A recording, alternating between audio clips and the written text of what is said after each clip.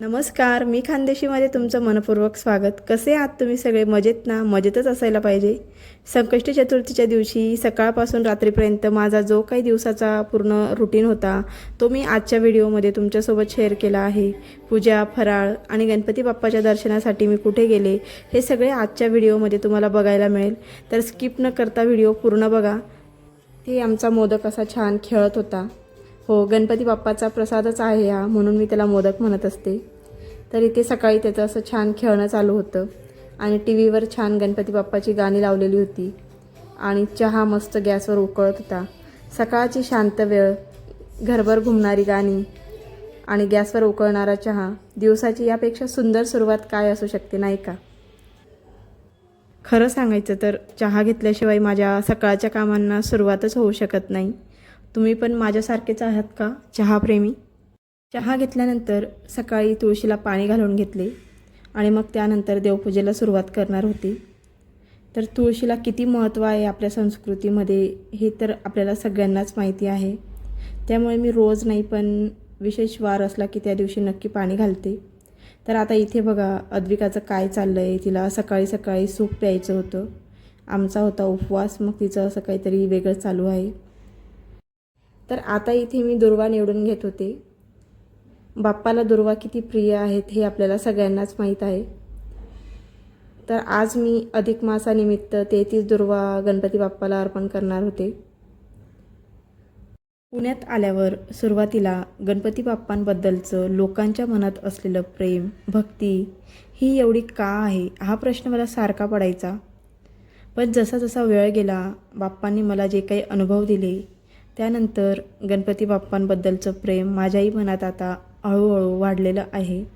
इथे मी गणपती बाप्पाच्या मूर्तीला अभिषेक घालत आहे आणि तुम्ही बघू शकता ही जी मूर्ती आहे ही दगडूशेठ हलवाई गणपतींच्या स्वरूपातील आहे.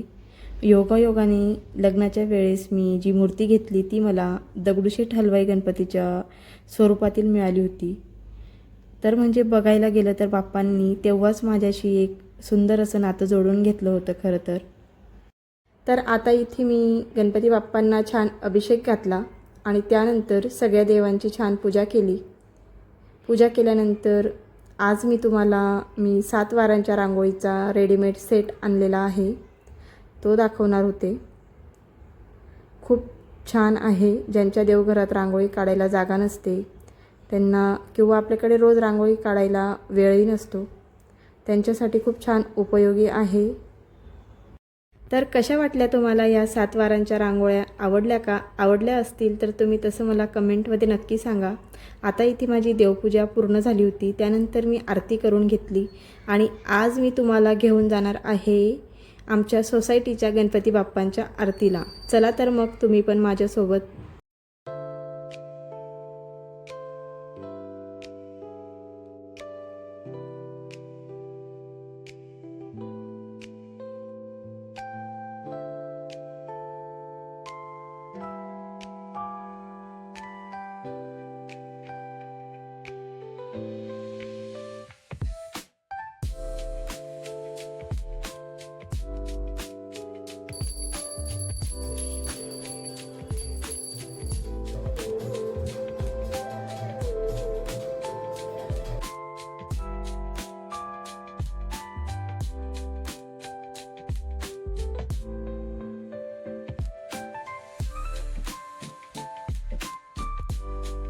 तर हे आहेत आमच्या सोसायटीचे गणपती बाप्पा. यांच्यासाठी बघा मी सुंदर असं गुलाबाचं फूल आणलं होतं आणि त्यानंतर हार आणि दुर्वा आणल्या होत्या. तेही हार घातला होता गणपती बाप्पांना, बघा किती छान दिसत होता. तर त्यानंतर आम्ही आरती करून घेतली. तर रोजच्या दर्शनामुळे, आरतीमुळे आणि भक्तिभावामुळे गणपती बाप्पांचं आणि आमचं खास असं नातं जुळलं आहे सगळ्यांचं.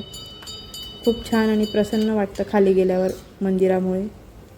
त्यानंतर मी घरी आले. घरी आल्यानंतर फराळाची तयारी केली आणि मस्त आम्ही फराळावर ताव मारला.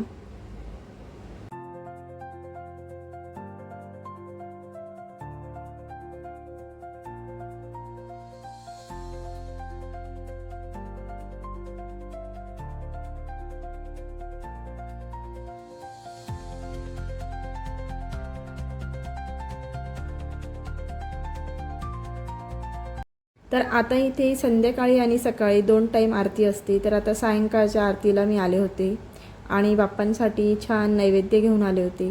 नैवेद्याला मी आणले होते अनारसे. तर मी त्याचा एक शॉर्ट व्हिडिओ टाकलाच होता, तुम्ही बघितलाच असेल. तर मी आज बाप्पासाठी 33 अनारसे आणले होते आणि त्याचा वाण लावला, म्हणजेच नैवेद्य दाखवला आणि त्यानंतर छान आरती केली. आरती झाल्यानंतर सगळ्यांना छान प्रसाद वाटला आणि त्यानंतर मग घरी आलो. आज प्रेमाने बनवलेला नैवेद्य बाप्पांना अर्पण केल्याचं जे काही समाधान मनाला मिळालं, तो आनंद खूप वेगळाच होता. त्यानंतर रात्रीच्या जेवणाची मी इथे तयारी करत होते. तर आज जेवणामध्ये बनणार होतं साधी पोळी आणि भाजी, पण आजच्या ताटाची खासियत होती ती म्हणजे गावाकडून आलेली, आमच्यासाठी प्रेमाने पाठवलेली खापरावरची पुरणाची पोळी आणि त्याच्यासोबत आम्ही एन्जॉय करणार होतो आंब्याचा रस. त्यामुळे इथे मी आता पोळी आणि भाजी बनवल्यानंतर आंब्याचा रस बनवणार होते. तर अद्विकाला रेस्टॉरंट स्टाईल भाज्या खूप आवडतात आणि त्यामुळेच मी आता इथे पनीरची भाजी तिला आवडते तशी बनवत होते. मुलांच्या आवडीचं बनवलं की ते थोडं पोट भरून जेवतात, त्याच्यामुळे माझा हा छोटासा प्रयत्न असतो नेहमीच. घरची लोकं पोटभर जेवली की आपल्याला जो आनंद मिळतो तो वेगळाच असतो, नाही का? तर आता इथे असं माझं जेवण बनवणं चालू होतं आणि त्यासोबत तुमच्याशी गप्पाही चालू आहेत. तर खरं सांगायचं तर जेव्हा आपण जेवण बनवतो ना, तर तेव्हा नुसती चव नाही तर आपल्या भावना पण त्यामध्ये उतरतात. त्यामुळे आपण नेहमी आनंदी आणि समाधानी असलो की जेवण आपोआपच रुचकर होतं. तर आता इथे मी जेवण बनवल्यानंतर बाप्पांना नैवेद्य दाखवणार होते आणि त्यानंतर आम्ही उपवास होता आमचा तर तो सोडणार होतो.